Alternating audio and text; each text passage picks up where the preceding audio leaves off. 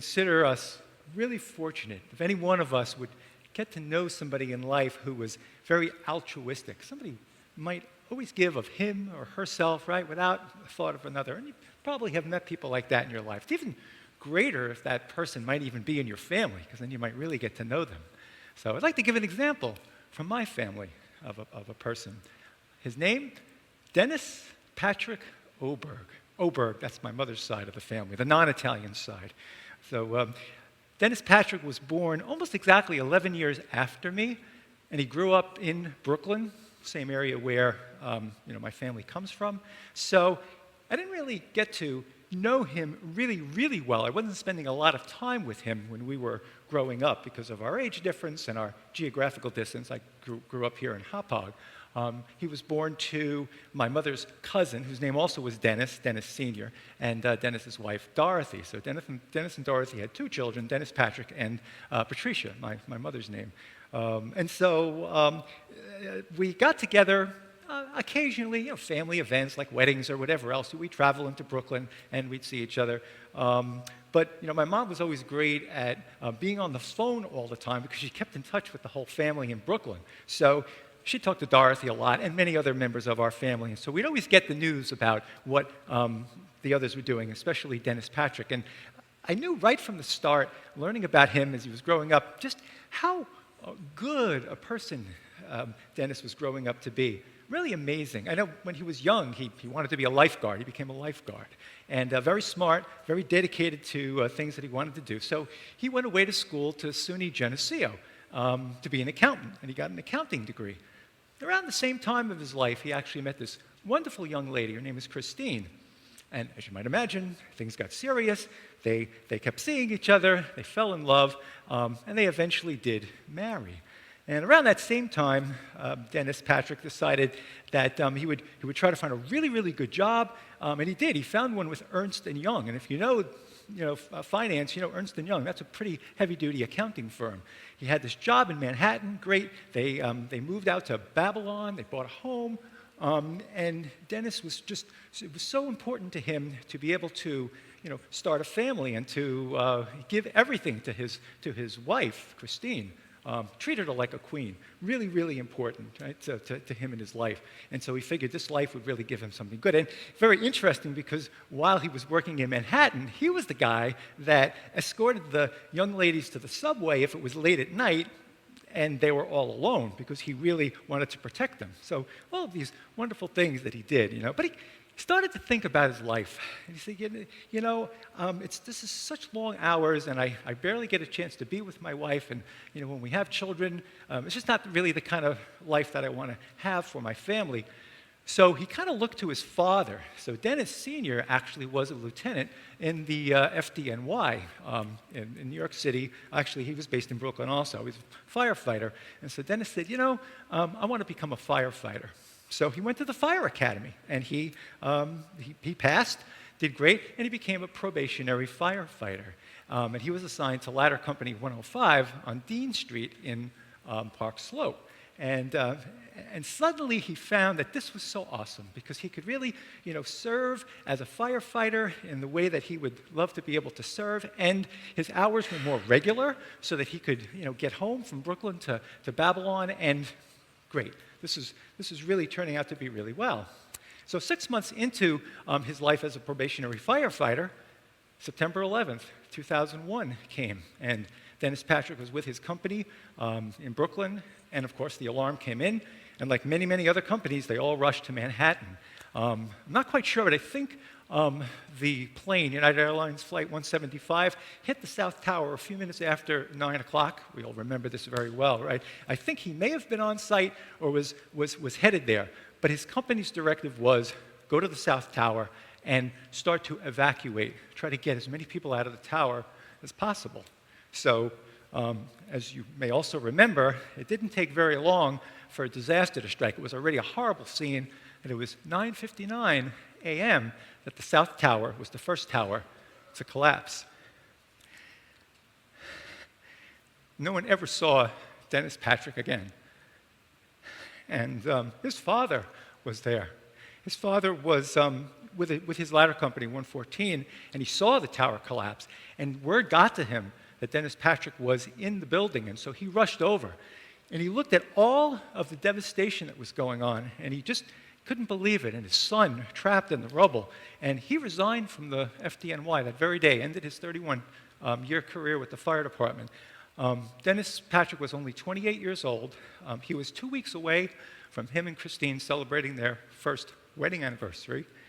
All 7 members, including Dennis Patrick, of his company, all perished in the South Tower. Dennis Sr. went to look for the body of Dennis, his son. Never was found.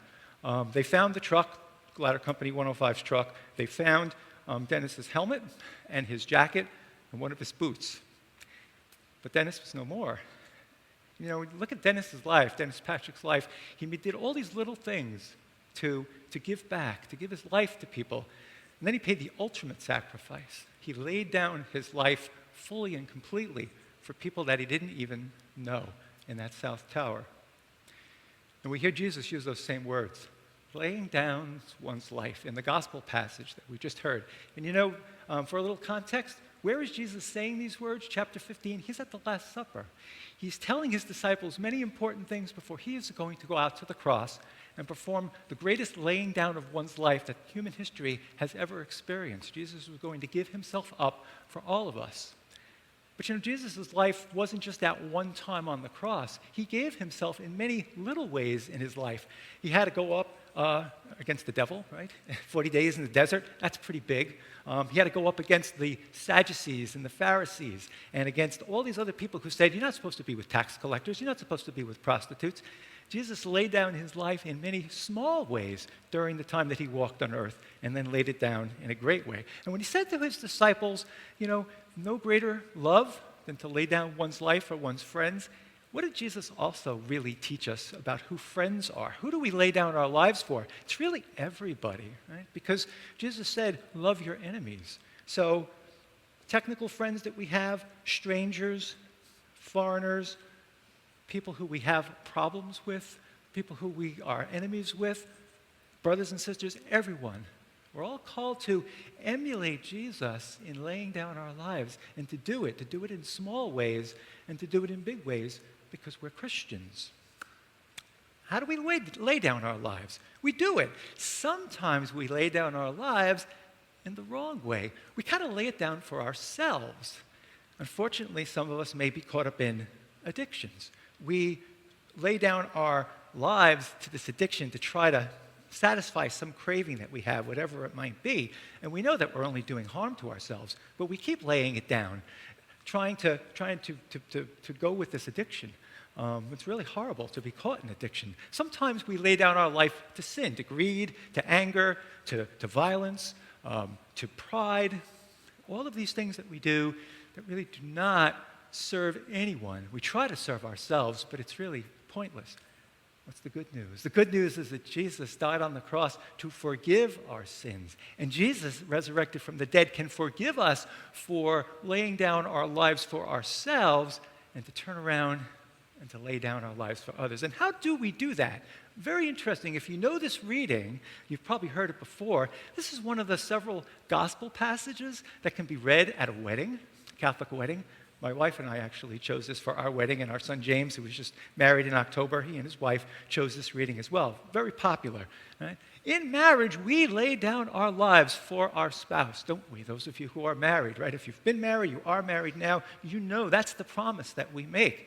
We're going to do everything for our spouse. We might even truly die for our spouse, but we'll do it because we put ourselves 100% on the line for the other, for the spouse, working so hard to get him or her to heaven, doing everything possible, being that team in marriage. Even if we're not married, if we're dedicated to the single life, we lay down our lives in love of Christ and his church and of others.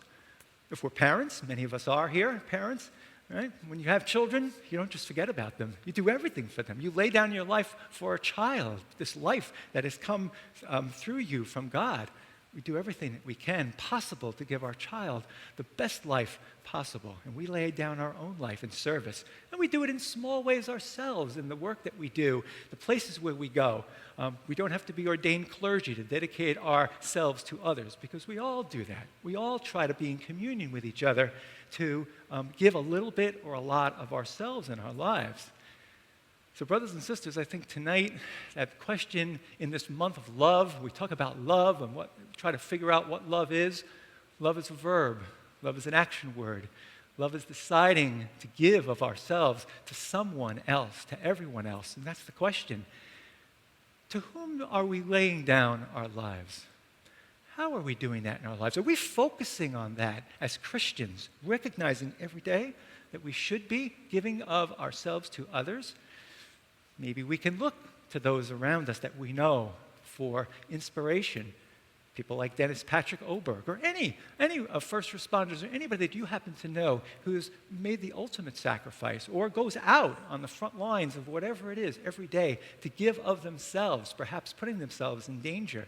They're inspirational people to us. And I would ask, actually, that as we think about in our prayers who to pray for first responders.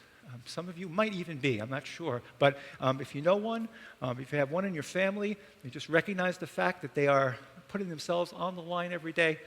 Pray for their safety and thank them for the service that they do for us.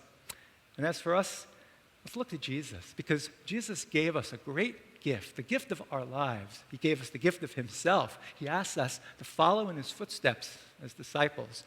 That's really the question, right? Above all, in our lives, what are we doing with this great gift of life that Jesus has given us?